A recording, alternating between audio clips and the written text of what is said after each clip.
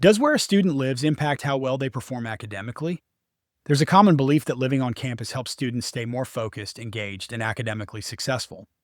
But is it true? Do students who live on campus actually earn higher GPAs than those who live off campus? Let's test that idea with an independent samples t-test. A research question is this: is there a statistically significant difference in average first-year GPA between students who live on campus and those who live off campus? We're comparing group means on a continuous outcome. So this is a classic case for the independent samples t-test. Let's walk through how we chose the method.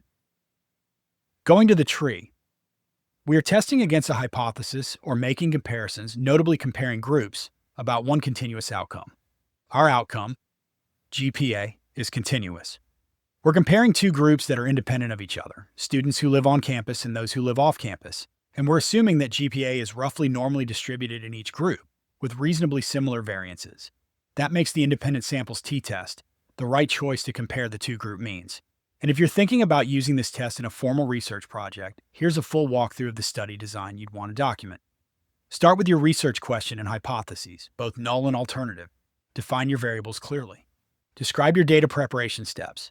Explain the method you're using and how you calculated or entered group proportions. Mention any assumptions you checked. And finally, report and interpret your test results. This structure turns a simple test into a publishable mini-study. The independent samples t-test tells us whether the difference in average GPA between on-campus and off-campus students is large enough to be considered statistically significant. We get the mean GPA in each group, a t-statistic which tells us how many standard errors apart the two means are, a p-value which tells us how likely it is that the observed difference could occur by chance, and a confidence interval, showing the range of likely values for the true difference in GPA between the two groups. If the p-value is below 0.05, we say, yes, the difference in GPA is statistically significant. Here's how to run the test in SPSS. Go to Analyze, Compare Means, Independent Samples t-test. Move GPA to the test variable box. Move living status to the grouping variable box, and click Define Groups. Use whatever coding you've assigned to on-campus and off-campus. In this case, we have a binary variable for 1 equals yes and 0 equals no. Click OK, and SPSS gives you the mean GPA for each group, the Levene's test for equality of variances, the t-statistic, degrees of freedom, and p-value.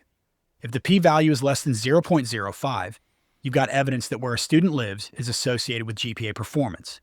We see first the group statistics, where those not living on campus have a mean GPA of about 2.58, and those living on campus about a 2.76. And we see in the independent samples test that it calculates this difference to about 0.2 points. We see this difference is statistically significant, with a reported t-value of 2.04, good enough for a p-value below 0.05, but barely. We can conclude then that our difference is statistically significant. Now, is it a massive difference? Not really, but it's just enough to matter. And it might reflect things like easier access to resources, shorter commutes, or a stronger sense of community. We also look to the Levene's test to check whether the variance of the two groups are equal. The null hypothesis is that the groups have equal variances. Since the p-value equals 0.725, which is greater than 0.05, we fail to reject the null. This is a good outcome. A p-value above 0.05 means there's not enough evidence to say the variances are different. In other words, you can assume equal variances. It's also worth noting that the Cohen's d value, which is our effect size estimate. According to common benchmarks, 0.2 and below is considered small, 0.2 to 0.5 is considered medium, and then up to 0.8 and above is considered a large effect size. So while the difference in GPA by housing is statistically significant, the actual magnitude of that difference is small. It exists, but isn't dramatic. The effect size, measured by Cohen's d, was 0.19, a small difference. So while it's statistically significant, this result is more of a subtle nudge than a game changer. And that's the independent samples t-test, your go-to method when comparing the means of two independent groups on a continuous outcome. In this case, we asked whether living on campus is associated with a higher or lower GPA, and we learned that being on campus does suggest a higher GPA. Next up, we're going to look at continuous outcomes with multiple levels of inputs with analysis of variance, or AOVA. If you're enjoying the series, make sure to subscribe and follow along as we keep building from one method to the next, and stay curious.